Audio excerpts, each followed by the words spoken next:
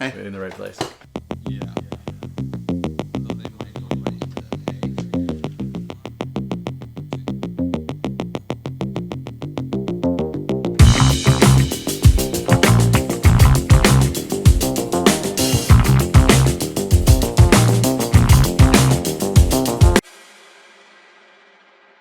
Hey y'all, Mike Rogel here with Organizational Behavior. This is the first of our lectures and conversations that we're going to have in regards to this introduction to organizational behavior.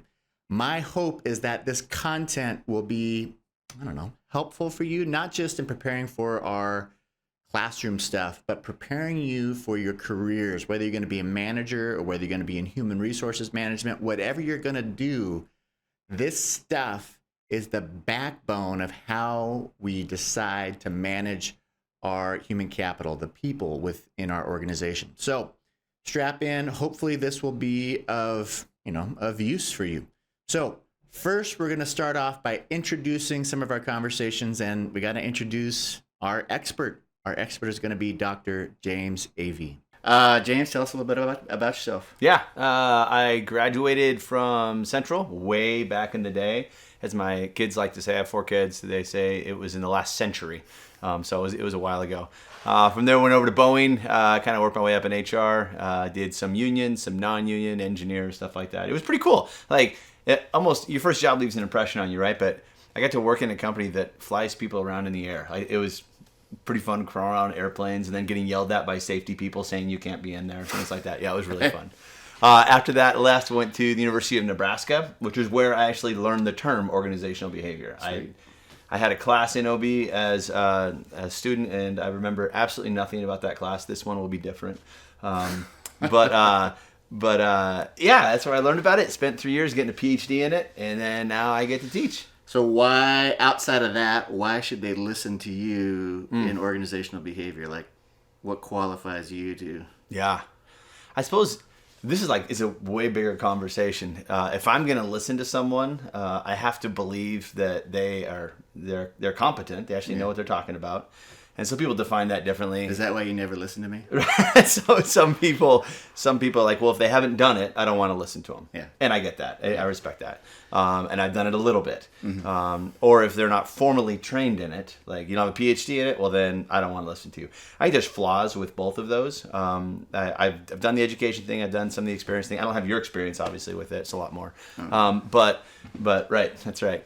But I think number one, you have to think the person is competent, and number two, you have to think they kind of have your best in mind. Yeah. And it really is. It's something that we talk about sometimes with students is we really want to put tools in their tool belt so they can go out and be a good manager. Sure. Is that what you want to do? Yeah. Go dig wells in Uganda. Sure. If that's what you want to do. We want to equip you to do what it is that you want to do. That's my favorite example that you always give.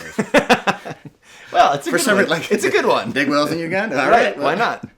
Pull that one out of the hat. Right, that's right. Like, student from Uganda is like, we don't need, what are you doing? Like, it doesn't even need to be there. Well, they do. Anyway. Everybody needs a well. Equipping students is fun. Yeah. So why specifically? So then you've had the experience, you've had the formal training. Mm-hmm. Where's your formal training specifically kind of within organizational behavior? Yeah. So, you get, when you go to a PhD program, you start doing research and you get assigned to an advisor. An advisor, they're sort of like you're an apprentice under them. Mm-hmm. So you learn to think like them. And the guy that I had was named Fred Luthans. I can look him up. He's regarded as the father of OB. And if you, he says that he actually coined the term. So he invented it, right? So it's like quite a claim. It's quite a claim. So I learned how to drive a car from Henry Ford, something like that. Like that's like the guy. So he wrote the first organizational behavior textbook, and basically what he did is take the leading theories in psychology. This is back in the day. He was trained as a psychologist, and apply it in business, which is a lot of what org behavior is, right? It's like, how does the mind operate? How does it affect what we do? Where does context fit in? And a lot of work has been done there in psychology, some of it horrible work, but some of it, like, oh, it's kind of cool. So you take the good stuff, apply it to business, get in line with the strategy, and it can work. It can work really well. So you heard a little bit of James' experiences there. He graduated from CWU with a bachelor's degree in business administration and HR specialization.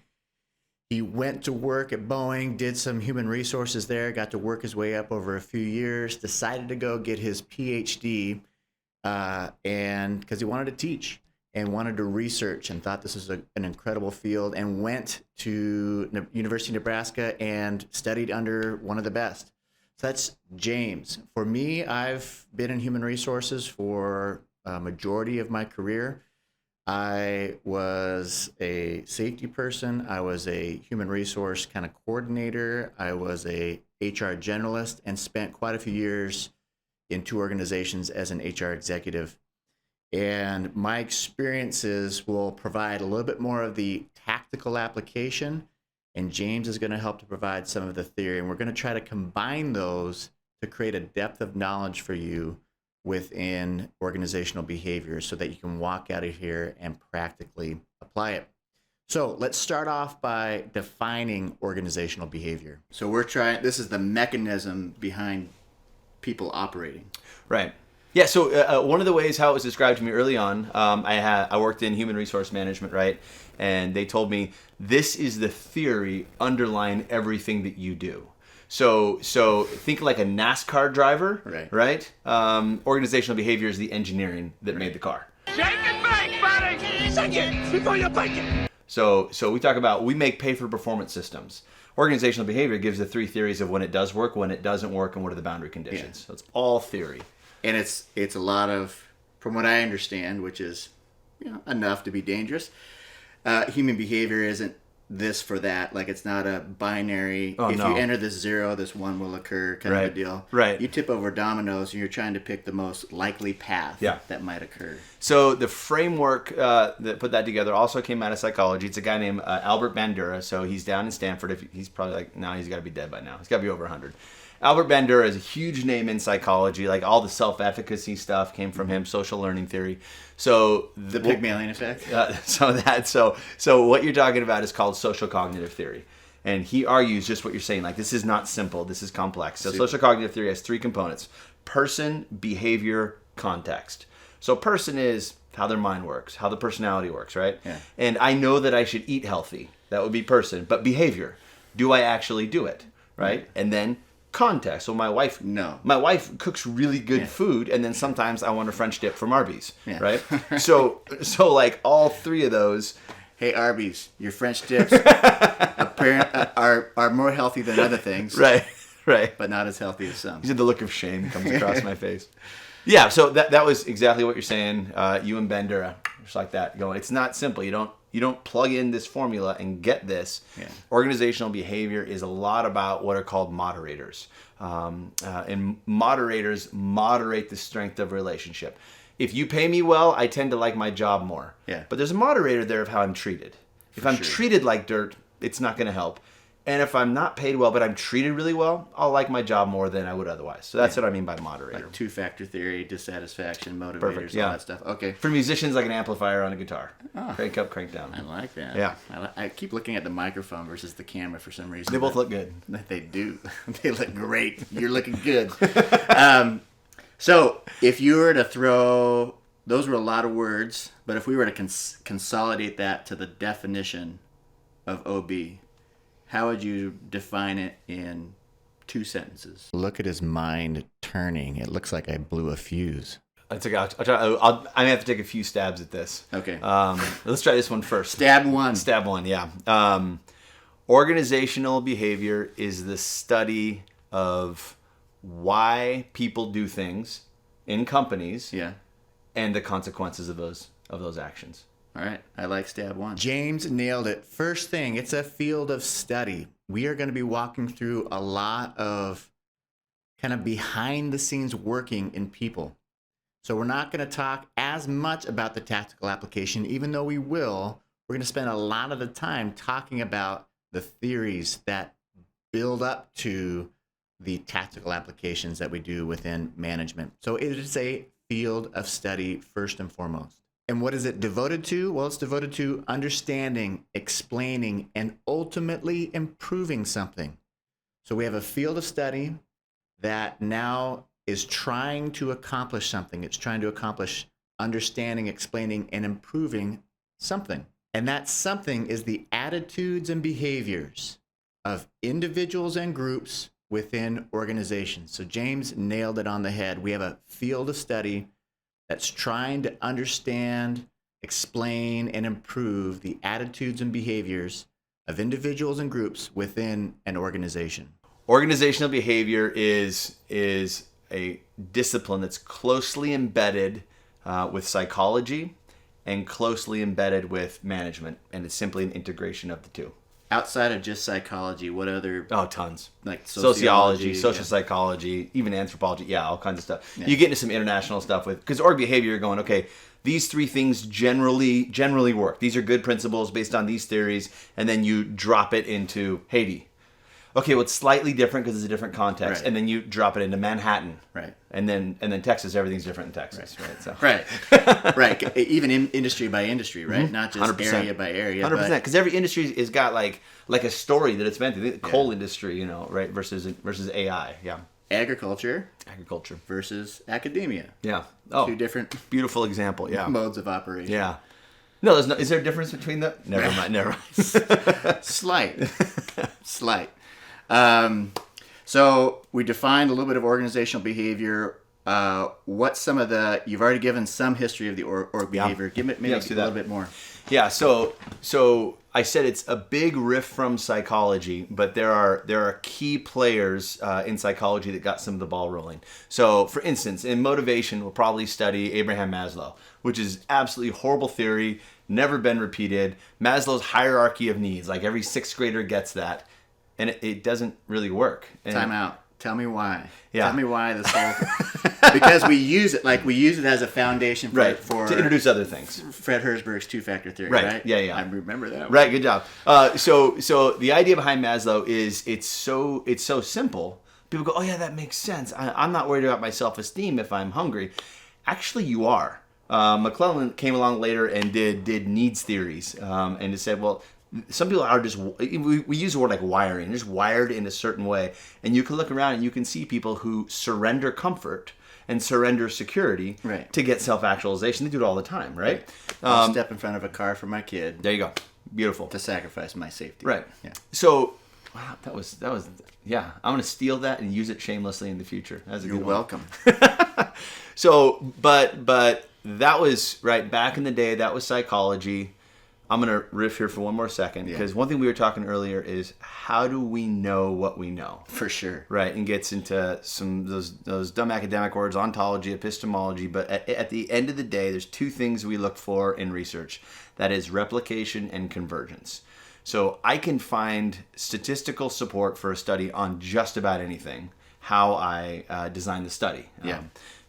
But if I do that, and then someone else runs a similar study, they find the same thing, and then somebody else and they find the same thing, that's step one. That's replication. Then like, okay, we've got some stuff here. Got it. And then we take that same thing and we apply it in the ag industry. And then we apply it at Boeing, and then we apply it in China, and we see it's still getting, now we have convergence. Okay. So if you can replicate a study and there's convergence with other studies, we start to believe that's true. It's how cancer is cured and what we think about job satisfaction. Right. It's how all science is done. Got it. How do we get to that? Oh, yeah. So replication and convergence, the history of OB. There you go. Okay, so a lot of it came out of Iowa. A lot of it came out of Ohio State. But even before that, German sociologist by the name of Max Weber. It's Weber. Looks like Max Weber. Yeah. But Max Weber. He wrote on some of this stuff, and it was translated to English in 1947. And he basically describes charismatic leadership theory. And he describes all kinds of motivational principles that we use in OB. So the thoughts have been around. Even go back like early Bible days, right? This guy Moses goes to his father-in-law and says, "There's too many freaking people here. I don't know what to do with them." He's like, "All right, well, just set up groups of 100 and then set up team leaders of 10." What is that? That's bureaucracy. That's all it is. Max Weber writes about bureaucracy, and then now we have org design as a chapter. That was a lot of information, but one of the things that you definitely want to take away from that part of the conversation is that organizational behavior didn't just sprout up all by itself. It was built upon other disciplines. So the theories and concepts of other disciplines like organizational and industrial psychology, anthropology, sociology, social psychology, All of these have helped to inform through their theories and concepts the construct of organizational behavior. So let's walk through the framework that we're going to discuss in this class. Now, I want to make a quick note that frameworks are just a way of looking at things. This is a model. Models are not, they're not the end-all be-all. They're just a way of organizing information. So we're going to use this way of organizing information to navigate through organizational behavior. We're going to look at organizational mechanisms like culture and organizational structure, group mechanisms like leadership, both power and styles. We're going to look at teams, both their processes and their characteristics. We're going to look at individual characteristics like what people bring to the table, my ability or my personality and values. Then all of that is either going to hopefully influence or be run through, I should say, individual mechanisms, which is our job satisfaction, stress, motivation, trust, justice and ethics, learning and decision making. This is really the hub. All the things that we do on the left from an organizational mechanism and group mechanism standpoint ideally are set up to impact individual mechanisms like our job satisfaction, motivation, all that stuff. And then when we run our individual characteristics through our individual mechanisms, hopefully we get good outcomes. And this is where I'd like to introduce, remind everyone of something you should have hopefully learned already, which is the performance equation. P equals A times E times S. P equals performance, A equals ability, E equals effort, and S equals organizational support. And I wanted to introduce that because it helps to provide another way of looking at this model where P equals outcomes. So P equals our individual outcomes and our organizational commitment. And those are our outcomes. P, and that's what our end goal is. We want to make sure that we are driving outcomes as an organization. So we try to influence E, effort, with our people. And so our people hopefully are giving maximal discretional effort in order to drive outcomes. And that effort really is what we're trying to understand when we think of individual mechanisms.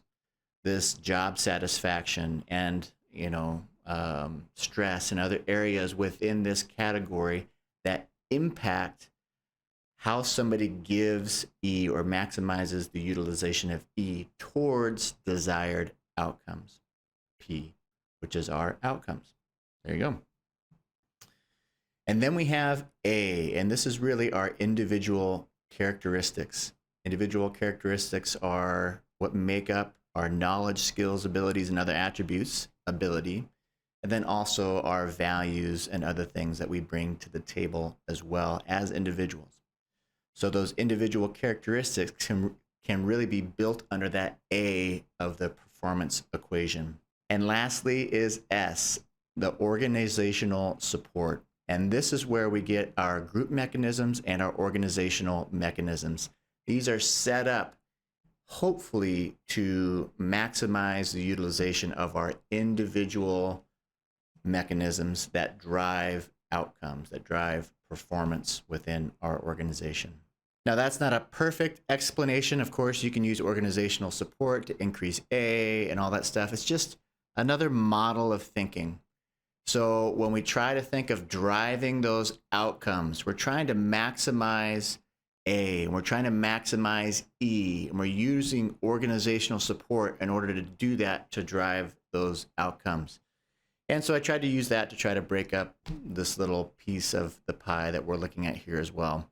But of course, again, every model has its little flaws and it's not a perfect explanation, but hopefully that brings a little bit more context. James does a really good job at introducing this model as well. Why? So this is the theory behind the way that people behave. So from an organizational performance standpoint, Yeah. commitment to an organization, job performance, all that stuff, why does this matter? Yeah. Like, how are people going to apply this when they Yeah. move forward? Yeah.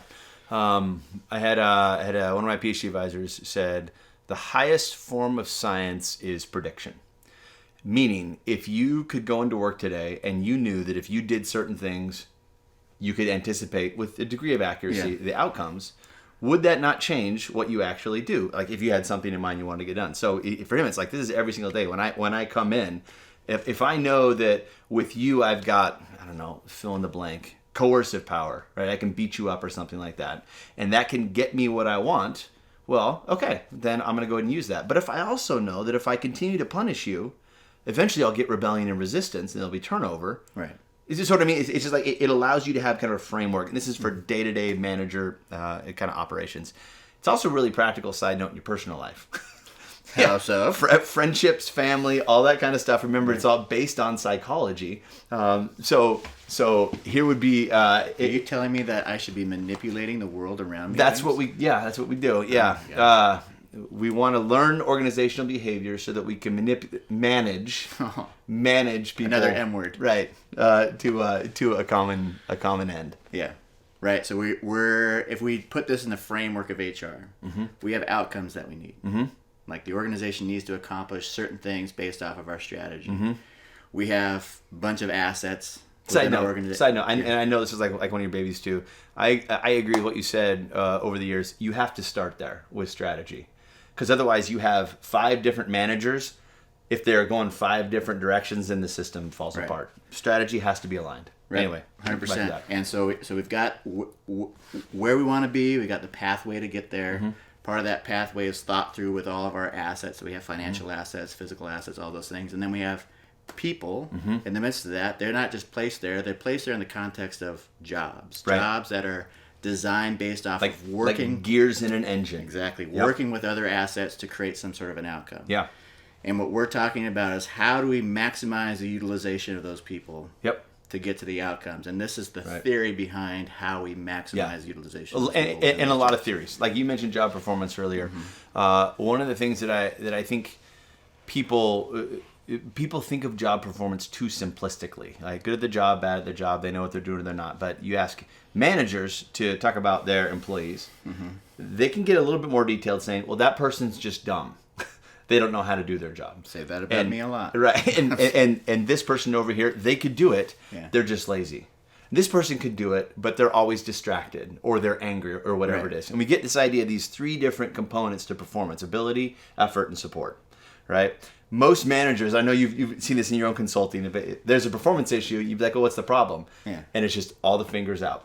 Yeah. They're lazy, they're dumb, they're there. And I'm going... And he's talking about managers pointing at employees. Right, managers. And you ask employees, like, what's the issue? My manager this, my manager that. So pointing back. Everything's external. Yeah. In this equation, there's both what the company, meaning the agents of the company, the managers needs to own. That's a support mechanism. There's a motivation concept, and there's an ability concept. So you're not going to hire me to be the middle linebacker of the Seattle Seahawks. Why, James? Right. Well, ability. Even if I was really motivated, there's the effort. Even if I had the best coaching in the world, right, all the best training, everything, there's support. The ability's just not there. Mm-hmm. So that influences our selection systems. Right. And then we go to motivation. Okay, we've hired someone who has the ability to do it, but they don't like their job. Let's talk about job satisfaction. Mm-hmm. They're getting a lot of offers to go somewhere else. Let's talk about organizational commitment. Mm-hmm. They complain about their pay. Let's talk about variable pay structures. Mm-hmm. All of those are aspects of OB and HR that predict whether or not someone's going to be motivated, right? And the last one... Relatively accurately. Yeah, relatively accurately. Yeah. Here's a side note. A really good study in organizational behavior will be correlated, like a manager does X and it does better on employee performance, right? Mm-hmm. A good study is correlated between 0.3 and 0.4, which is somewhere between 9% and 16% variance, just the bivariate correlation, which means as soon as I say X causes Y, well, X causes 10% of why. The other Yeah. 90%, I have no Has idea. some other variable. That's Something driving else it. going on. Yeah. right. So it's not not a super Could just be that I feel guilty for letting somebody right down. right. Has nothing to do with the way the organization's Nothing to do with it, behaving. yeah. I just have an extreme loyalty gene. Right. So, Which is true. There's that too. There's all kinds of traits that come in. Like you hear managers saying, I want my employees to trust me, which, because trust is speed, right? That's how we get things done. Some people have a propensity to trust. That's me. Like someone comes up and says, hey, can I have your wallet? I'm like, oh, okay, yeah. Yeah. You need it? Yeah, no problem. Yeah. And some people, no matter what you do, are very low on propensity to trust. No matter if you do all the right things, they still are not going to trust you. So anyway, there's I thought we were going to high five. yes, high five. Okay. There's ability, there's effort, and the last one is support. And this is a lot of times like in our consulting, right? This is where we start. You, manager, are you doing your job? Yeah. Are you building the culture to create success, or are you just pointing the finger? So that's the kind of the last part of org behavior. Man, I want to go off on that so badly. How often? Just going back to how often managers, and this is a side riff, and I apologize. How often managers do? He doesn't that. really apologize. This is important. I'm sorry, but not really. If I was really sorry, I wouldn't do it. I'm not even sorry. How often managers point the finger, and the best. So any of you all, and this is a side note, if you're ever going to go into human resources and you're going to be a generalist and you're going to be helping coach managers, the best comeback is to say, "What did you do wrong, manager?" You tell me. It's one of the two. You either hired the wrong person, which you misassessed ability, or we did a poor job at setting that person who has ability up for success. Right. One of the two. Right. And where are your behaviors that cause this potential issue? And then if there is a lack of ability, now you got to go in, you own that decision, and can you coach it up, manage it up, or manage it out? Yeah. And if it's your behavior that's not engaging the employee, how do you adapt your behaviors to make sure that you're maximizing utilization of human capital? Yeah. Because that's the only purpose, I mean, in my mind, correct me if I'm wrong, why the heck would I pay a premium Yep. to an employee to not do anything, Right. just manage people, Right. and them not do it well? Yeah. That's the biggest waste of money in the world. I agree, and I think related to that is this idea of locus of control. So One of my this, favorite terms. yeah, this idea that there's nothing I could do, because I'm imagining the conversation I have with the manager, and they say, "Well, company policy won't let me hire who I want," That's or whatever. So kind of all the blaming. If you're going to be a manager, if you're going to be a good manager, a good leader, I think at any point, there has to be some degree of, we might use the word ownership, but in psychology, it'd be locus of control. No, I'm going to operate on this environment, and I'm going to change it. And if something goes wrong, I look in the mirror. Exactly. There has to be some element of that. You can't, like, you can't do it universally. Like, oh, well, the sun came up today. You're darn right it did. You know. so there has to be some humility, but it's the Peter Sligman calls it learned helplessness. You're just like, oh, there's nothing I can do. That's just how it is. That person needs to be either retrained or out of management. One of the two. Right. Cool. Yeah. Intro to org behavior. It's gonna be awesome.